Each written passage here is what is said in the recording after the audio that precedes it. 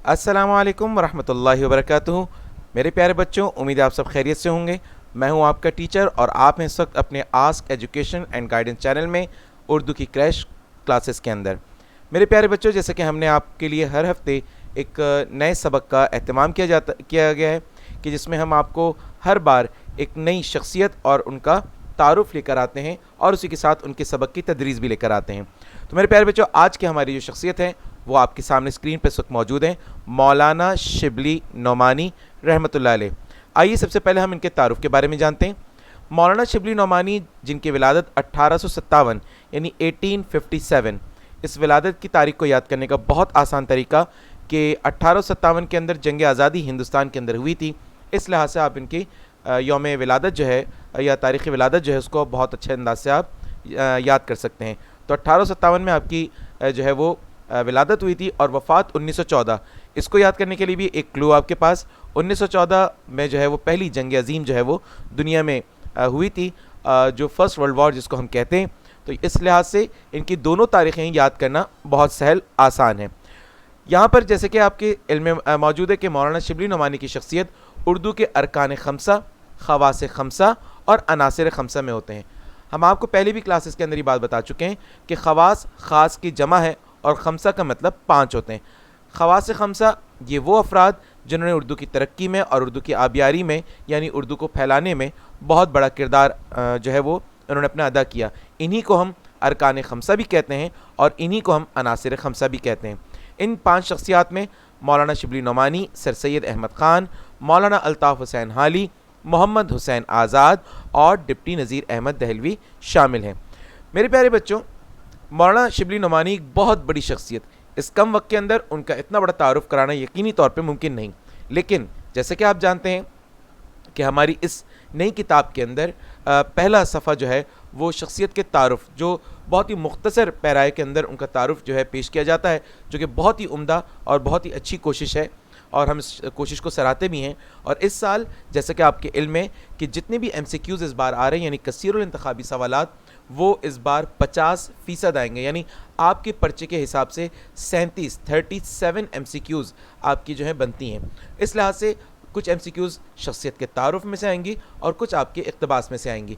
तो आइए ज़रा देखते हैं कि क्या आपका तारुफ और क्या चीज़ें आपकी MCQs में बन सकती हैं। इसी तरह हमने आपको इस सबक से मुतालिक 25 नई MCQs हमने बनाई, जो हम आपको इंशाअल्लाह ताला इस सबक के इख्तिताम पर आपको दिखाएंगे।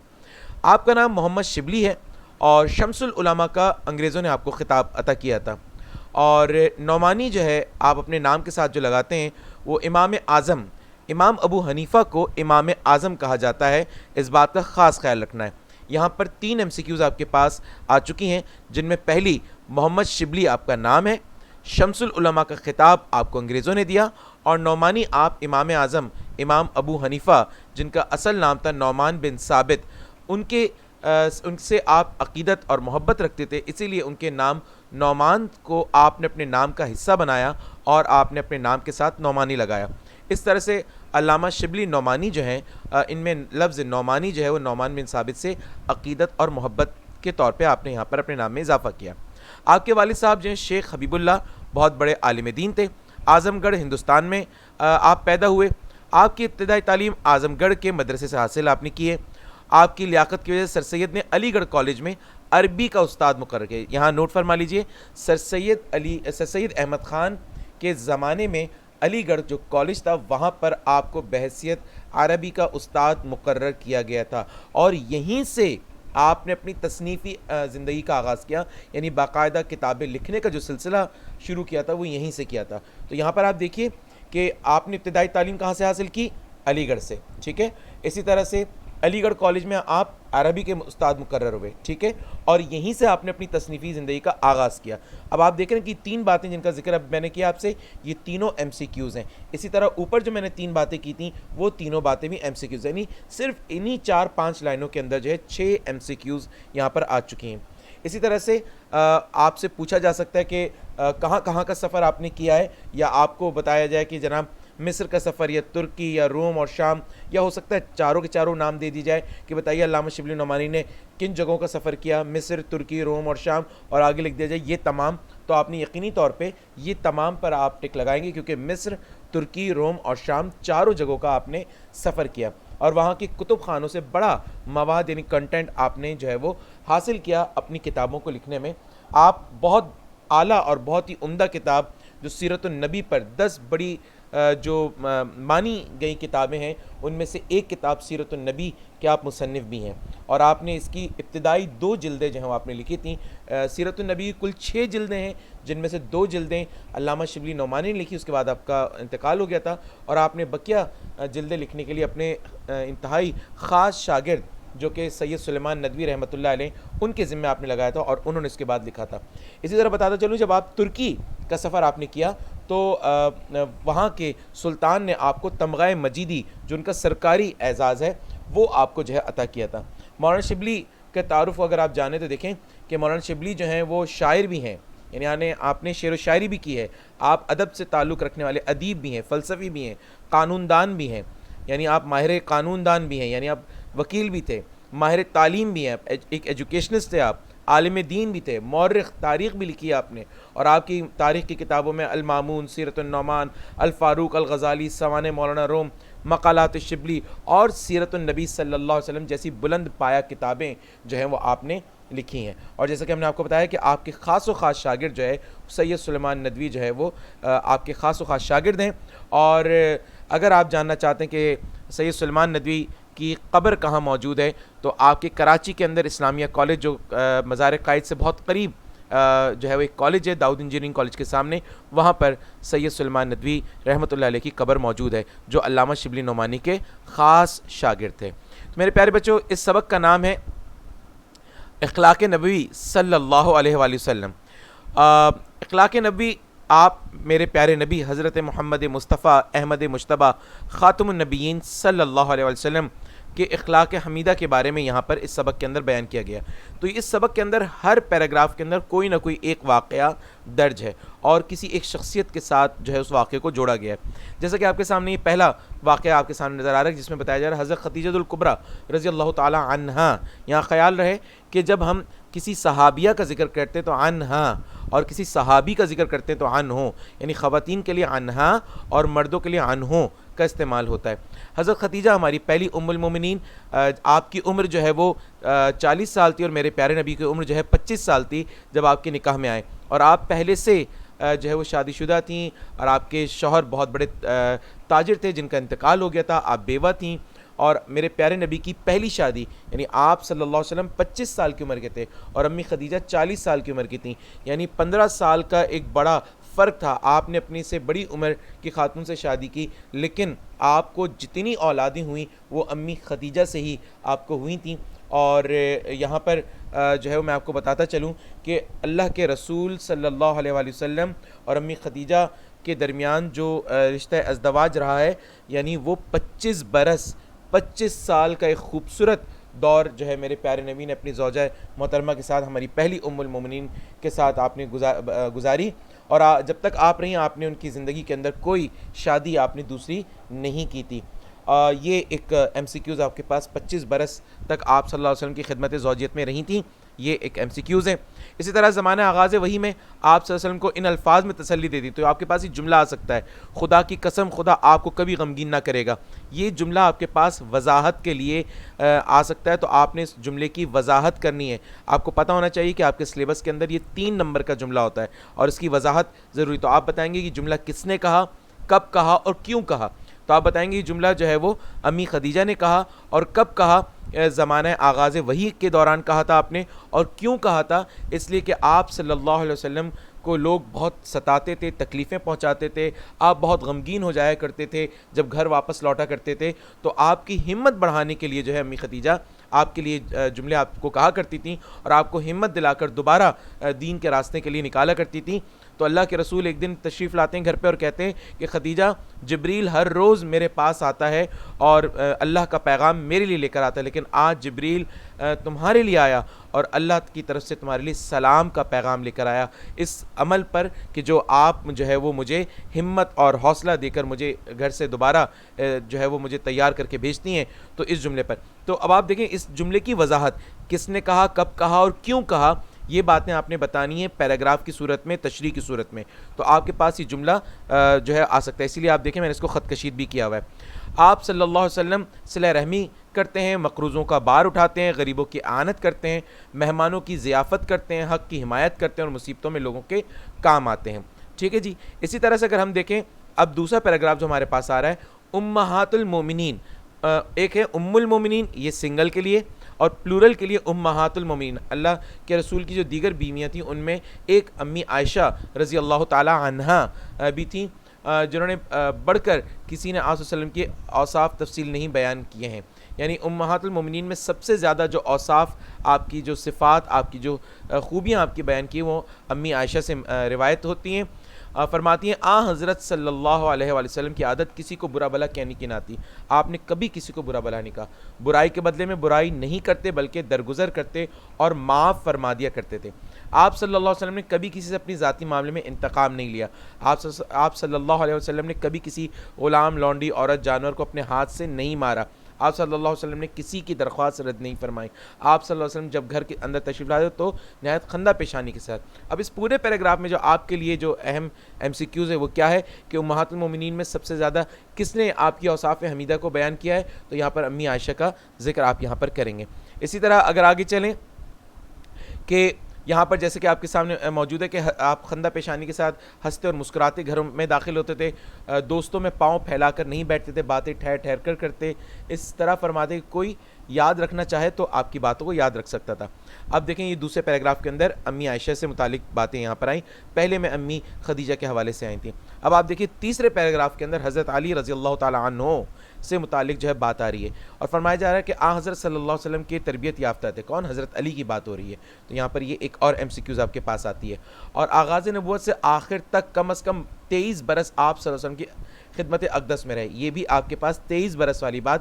وہاں امی خدیجہ جو آپ کی زوجیت میں رہی وہ 25 برس ہے، اور یہاں پر جو 23 برس ہے حضرت علی آپ کی جو تربیت کے اندر رہے وہ 23 برس کا عرصہ رہے. ایک دفعہ حضرت امام حسین رضی اللہ تعالیٰ عنہ نے ان سے آپ صلی اللہ علیہ وسلم کے اخلاق و عادات کی نسبت سوال فرمایا. تو کس نے سوال کیا تھا؟ حضرت امام حسین نے. یہ ایک اور ایم سی کیوز آپ کے پاس یہاں پر آ جاتی ہے. اور کیا تھا کہ فرمایا آپ خندہ جبی، نرم خو، مہربان طبع، سخت مزاج اور تنگ دل نہ تھے.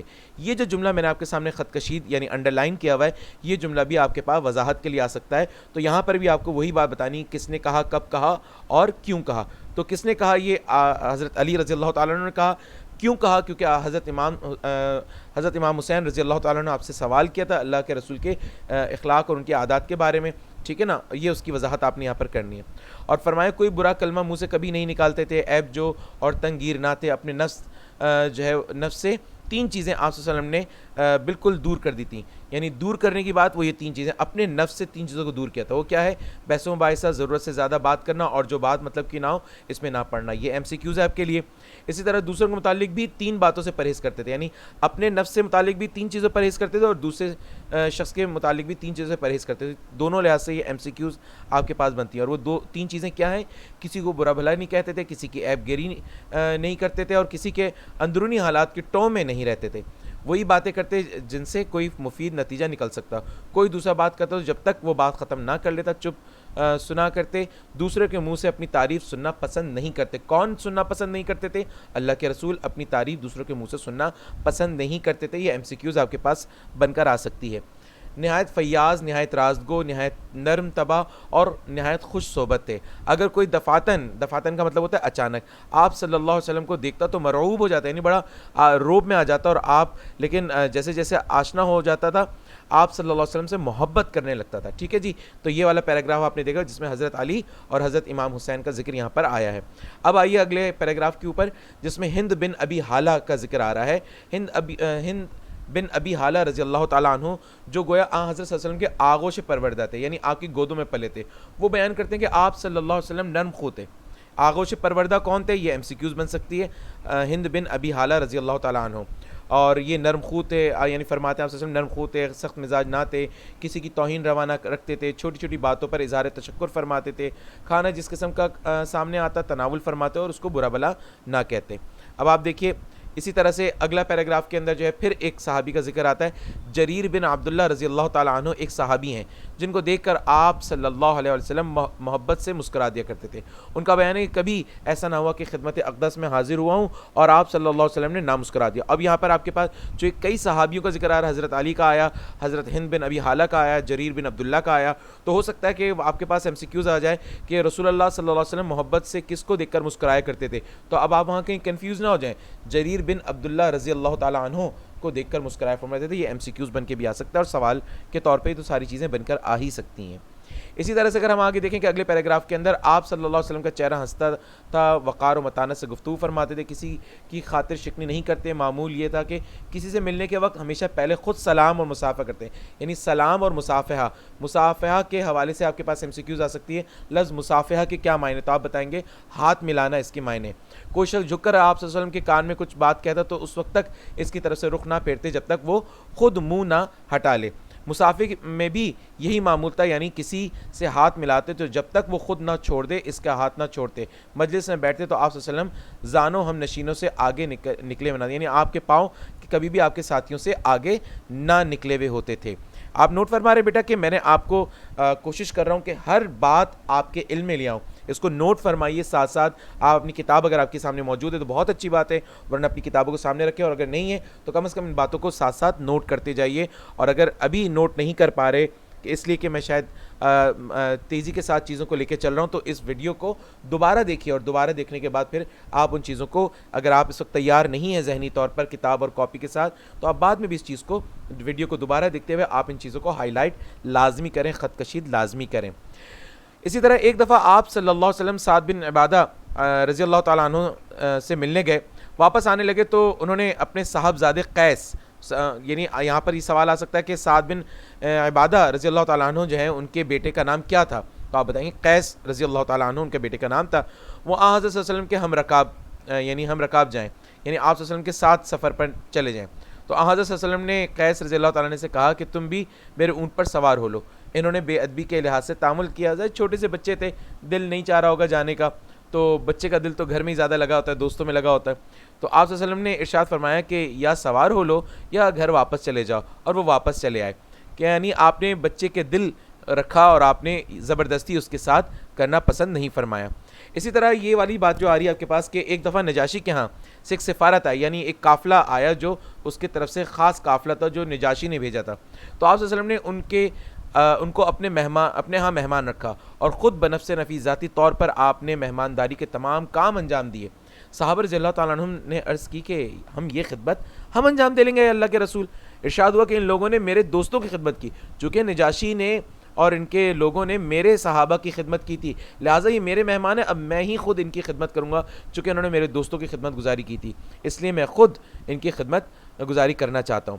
اسی طرح سے اگر آپ دیکھیں کہ اللہ کے رسول کے حوالے سے ایک اور حضرت عتبان بن مالک رضی اللہ تعالیٰ عنہ جو ایک اصحاب بدر میں تھے، یعنی اگر آپ کے پاس یہ MCQs آ جائے کہ کن صحابی کا تعلق اصحاب بدر میں سے تھا، تو عتبان بن مالک رضی اللہ تعالیٰ عنہ جو ہے وہ اصحاب بدر میں سے تھے۔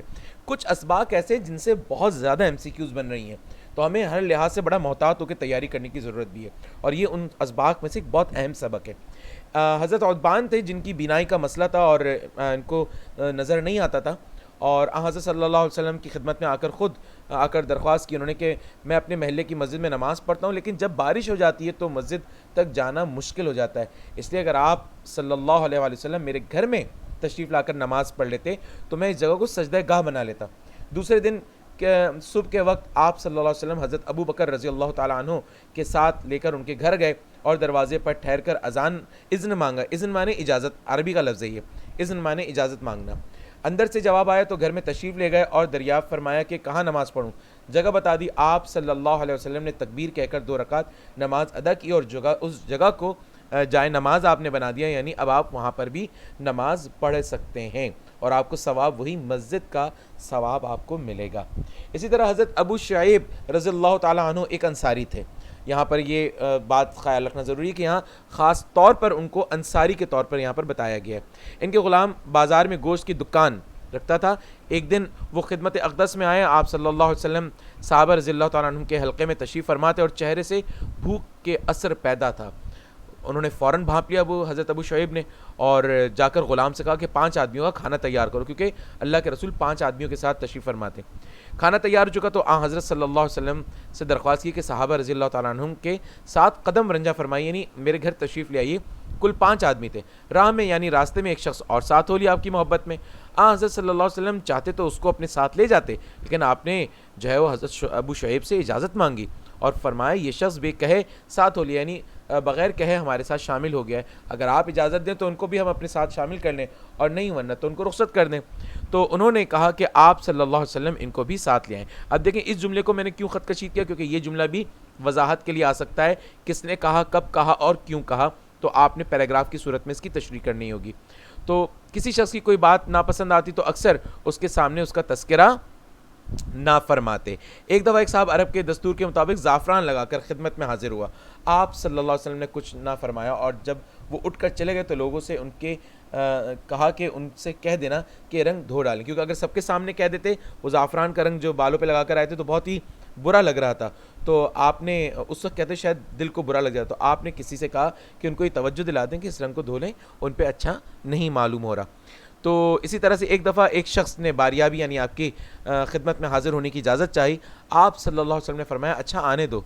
اچھا وہ آدمی اپنے قبیلے کا اچھا آدمی نہیں تھا، لوگ اسے اچھا نہیں سمجھتے تھے اس کی زبان کی وجہ سے، لیکن جب وہ خدمت میں مبارک میں حاضر ہوا تو نہایت ہی نرمی کے ساتھ سے گفتگو فرمائی.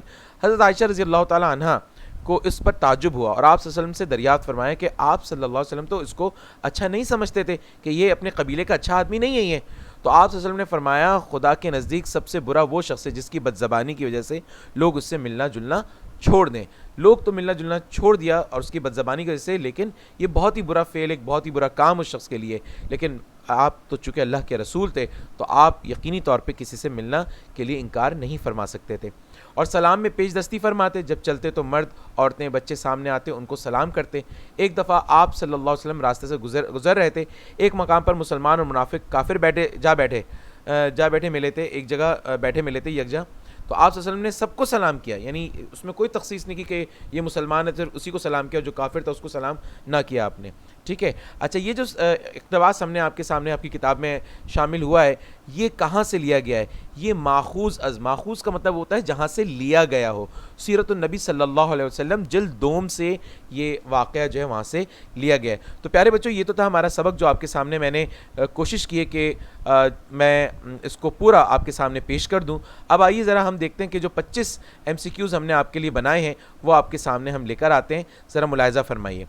یہ دیکھیے یہ سبق اخلاق نبوی سے متعلق میں نے یہاں پر تمام جوابات خط کشید پہلے سے کیے ہوئے ہیں. آپ دیکھ لیے گا، اگر اس میں کوئی آپ کو ایسا لگے کہ غلط خط کشید ہے تو مجھے فوراً آپ چیٹ کے اندر مجھے بتائیے، میں اس کو انشاءاللہ تعالیٰ بھی دیکھ کر اور بھی اس کو ہم درست کریں گے. لیکن یہ آپ کے لیے ایک امتحان ہے. ٹھیک ہے جی. تو سبق اخلاق نبی صلی اللہ علیہ وسلم تحریر ہے کس کی؟ تو یقینی طور پہ مولانا شبلی نعمانی. سبق اخلاق نبی صلی اللہ علیہ وسلم ماخوذ ہے کہاں سے؟ سیرت النبی صلی اللہ علیہ وسلم سے. لیکن جلد کون سی ہے؟ جلد 2. ابھی آپ نے پڑھا اس کو. ٹھیک ہے. سبق اخلاق نبی صلی اللہ علیہ وسلم کا تعلق صنف نثر کی کس قسم سے ہے؟ تو معلوم ہے جناب یہ مضمون ہے جو لکھا گیا ہے. اسی طرح شمس العلماء کا خطاب ملا علامہ شبلی نعمانی کو. عتبان بن مالک رضی اللہ تعالیٰ عنہ کا تعلق اصحاب بدر سے تھا. یہ میں نے توجہ وہاں پر بھی آپ کو دلائی تھی. اسی طرح جریر بن عبداللہ کو دیکھ کر آپ صلی اللہ علیہ وسلم مسکرا دیا کرتے تھے محبت کی وجہ سے. ترکی کے سلطان نے علامہ شبلی کو عطا کیا تمغہ مجیدی جو سرکاری اعزاز تھا. مصافحہ کرنے کا کیا مطلب میں نے بتایا تھا آپ کو؟ بتائیے جلدی سے. جی ہاں، ہاتھ ملانا. آپ صلی اللہ علیہ وسلم کے اخلاق تفصیل کے ساتھ بیان کیے. کس نے؟ امی عائشہ نے، یعنی حضرت عائشہ صدیقہ رضی اللہ تعالیٰ عنہ نے. حضرت خدیجہ رضی اللہ تعالیٰ عنہ کی خدمت میں زوجیت میں رہیں، یعنی آپ صلی اللہ علیہ وسلم کی زوجیت میں کتنا عرصہ رہیں؟ 25 برس یعنی 25 سال. سفارت کے مہمانداری کے تمام کام آپ صلی اللہ علیہ وسلم نے خود بنفس نفیس انجام دیے. کس کی سفارت؟ نجاشی کی سفارت، یعنی نجاشی کے لوگ تھے وہ جو وہاں سے آئے تھے سرکاری طور پہ. سیرت النبی صلی اللہ علیہ وسلم جیسی بلند پایا کتاب کی ابتدائی 2 جلدیں تصنیف کی. کس نے؟ مولانا شبلی نعمانی. اور اگلی 4 کس نے لکھی تھیں؟ ان کے خاص شاگرد سید سلیمان ندوی نے. وہ بھی میں نے نیچے MCQs میں شامل کی ہے. حضرت علی نے آپ صلی اللہ علیہ وسلم کے اخلاق و عادات کے بارے میں بتایا. کس کو؟ حضرت امام حسین کو. آپ صلی اللہ علیہ وسلم جب کسی سے ملتے تو پہل سلام کرنے میں کرتے. آپ صلی اللہ علیہ وسلم نے فرمایا اللہ کے نزدیک سب سے برا شخص کون ہے؟ جو جس کی وجہ سے لوگ اس سے ملنا چھوڑ دیں. اور وہ کیا چیز ہے؟ بد زبانی. قدم رنجہ کے معنی کیا؟ تشریف لانا. ٹھیک ہے. اور اسی طرح آغاز وحی میں آپ صلی اللہ علیہ وسلم کو تسلی دی. کس نے؟ امی عائشہ نے، یعنی حضرت خدیجہ رضی اللہ تعالیٰ عنہا نے. آپ صلی اللہ علیہ وسلم نے کبھی بھی کسی سے اپنے ذاتی معاملے میں نہیں لیا. کیا چیز؟ انتقام. یعنی آپ نے تو الٹا اور معاف کیا لوگوں کو. حد تو یہ کہ حبار بن الاسود آپ کی بیٹی زینب کا جو قاتل تھا، جب اس نے اپنے قتل کا اعتراف کیا کہ میں نے ہی قتل کیا تھا آپ کی بیٹی زینب کو، تو آپ صلی اللہ علیہ وسلم نے فتح مکہ کے موقع پر اس کو بھی معاف فرما دیا تھا. اور اسی طرح سے آپ صلی اللہ علیہ وسلم دوسروں کے منہ سے سننا پسند نہیں فرماتے تھے، اپنی تعریف. علامہ شبلی نعمانی کے والد کا نام کیا تھا؟ حبیب اللہ. سیرت النبی جیسی بلند پایا کتاب کی آخری 4 جلدیں کس نے لکھی؟ سید سلیمان ندوی رحمۃ اللہ علیہ. امام اعظم کہا جاتا ہے نعمان بن ثابت کو. اور امام اعظم یہ ریپیٹ ہو گئی ہے دوبارہ، امام اعظم کہا جاتا ہے نعمان بن ثابت. مولانا شبلی نعمانی نے ابتدائی تعلیم اس مدرسے سے اعظم گڑھ سے حاصل کی تھی. اور مولانا شبلی نعمانی نے سفر کیے ترکی، روم، شام، یہ تمام. تو آپ نے یہاں کیا جواب لکھنا ہے؟ جی ہاں، بالکل درست فرمایا آپ نے، یہ تمام. اور مولانا شبلی نعمانی نے سوانح لکھی تھی، یعنی کس کی بایوگرافی لکھی تھی، کس کی زندگی کے بارے میں لکھا تھا؟ کیا مولانا روم، شیخ سعدی، حیات جاوید، ان میں سے کوئی نہیں؟ تو جواب اس کا مولانا روم. تو یہ تو تھی بیٹا وہ تمام ایم سی کیوز، اور یہ تمام وہ جوابات ہیں جو ہم نے آخر میں بھی آپ کے لیے یہاں پر جمع کی ہوئی ہیں. اسی طرح سے اگر ہم آگے چلیں اور اس کی مشق کے اندر اگر ہم دیکھیں تو مشق کے اندر آپ کو وہ تمام سوالات یہاں پر مل جائیں گے. اور خاص طور پہ جیسے دیکھیے حضرت خدیجہ الکبریٰ رضی اللہ تعالیٰ عنہا زمانہ آغاز وحی میں آپ صلی اللہ علیہ وسلم کو کن الفاظ میں تسلی دیتی تھیں؟ پہلا پیراگراف ہے. حضرت علی رضی اللہ تعالیٰ نے حضرت صلی اللہ علیہ وسلم کے کیا اخلاق بیان کیے؟ یہ تیسرا پیراگراف ہے جو صفحہ نمبر 2 کے اوپر آپ کو ملے گا. آپ صلی اللہ علیہ وسلم جریر بن عبداللہ رضی اللہ عنہ کو دیکھ کر کیا کرتے تھے؟ مسکرایا کرتے تھے ان کو دیکھ کر محبت میں. آپ صلی اللہ علیہ وسلم کے اخلاق کے بارے میں ہند ابی حالہ رضی اللہ تعالیٰ نے کیا فرمایا؟ وہ بھی آپ کے پاس صفحہ نمبر 2 کے اندر جو ہے آخری پیراگراف کے اندر بات موجود ہے. اور حضرت عتبان بن مالک رضی اللہ تعالیٰ عنہ حضرت صلی اللہ علیہ وسلم سے کیا درخواست کی تھی؟ جو نابینا تھے انہوں نے آپ کو اپنے گھر پہ بلایا تھا. اسی طرح یہاں پر دیکھیے کہ حضرت خدیجہ الکبریٰ رضی اللہ تعالیٰ عنہ آپ صلی اللہ علیہ وسلم کی خدمت زوجیت میں 25 برس سبق اخلاق نبی صلی اللہ علیہ وسلم پڑھ کر مجموعی طور پر جذبہ پیدا ہوتا ہے کس چیز کا؟ اعلیٰ اخلاق پیدا کرنے کا.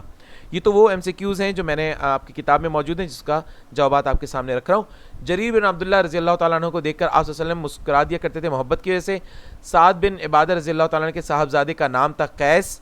مصافحہ کرنے کا مطلب ہے ہاتھ ملانا. ابو شعیب رضی اللہ تعالیٰ عنہ کے غلام کے بازار میں دکان تھی کس چیز کی؟ گوشت کی. اور اس طرح سے کچھ خالی جگہیں آپ کے سامنے کہ آپ صلی اللہ علیہ وسلم کے اخلاق کے بارے میں حضرت عائشہ نے تفصیل سے بیان کیا. آپ صلی اللہ علیہ وسلم نے کبھی کسی سے اپنی ذاتی معاملات میں انتقام نہیں لیا. اپنے نفس سے 3 چیزیں آپ نے دور کی تھیں. اور آپ صلی اللہ علیہ وسلم جو ہے وہ السلام میں ہمیشہ پہل فرماتے تھے. اور ایک دفعہ ڈیش کے ہاں سے سفارت آئی تھی نجاشی کے ہاں سے. اس سبق کا خلاصہ تحریر کیجئے. اس سبق کا خلاصہ آپ کے پاس امتحان میں آ سکتا ہے. اسی طرح سے صحیح اور غلط کے جوابات آپ کے سامنے یہاں موجود ہیں کہ آپ صلی اللہ علیہ وسلم نے دوستوں میں پاؤں پھیلا کر نہیں بیٹھتے تھے. بالکل درست. آپ صلی اللہ علیہ وسلم دوسروں کے منہ سے اپنی تعریف سننا پسند نہیں کرتے تھے. بالکل درست. حضرت امام حسن نے حضرت علی سے حضرت صلی اللہ علیہ وسلم کے اخلاق کے بارے میں پوچھا تھا. غلط. حضرت امام حسین نے پوچھا تھا. آپ صلی اللہ علیہ وسلم کا معمول تھا کہ کسی سے ملنے کے وقت ہمیشہ پہلے خود سلام کرتے. بالکل درست. ایک صاحب خوشبو لگا کر حضرت محمد صلی اللہ علیہ وسلم کی خدمت میں آئے تھے. غلط. خوشبو نہیں تھی، زعفران وہ رنگ تھا جو بالوں پہ وہ لگا کر آئے تھے. طلبہ سے پھر یہاں کہا گیا کہ حضور پاک صلی اللہ علیہ وسلم کے حسن اخلاق حسنہ کے بارے میں صحابہ رضی اللہ تعالیٰ عنہ کے اقوال کا چارٹ تیار کر کے کلاس میں آویزہ کریں. یہ صرف ایک سرگرمی کی حد تک یہ بات موجود ہے. اور آخر میں جیسا کہ فرمایا کہ سیرت النبی صلی اللہ علیہ وسلم میں حضور اکرم صلی اللہ علیہ وسلم کے حالات زندگی، اعمال، اقوال اور احکام مبارکہ بیان کیے جاتے ہیں. مجھے امید ہے کہ آپ لوگوں نے آج کے سبق کو اچھی طرح سے سمجھ لیا ہوگا. اور ان تمام کثیر الانتخابی سوالات جو آپ کے سامنے یہاں پر پیش کیے گئے ان کو آپ نے بخوبی جو ہے ان کا جو ہے احاطہ کر لیا ہوگا اور آپ نے نوٹ بھی کر لیا ہوگا. اسی کے ساتھ اپنے ٹیچر کو اجازت دیجیے. السلام علیکم ورحمۃ اللہ وبرکاتہ.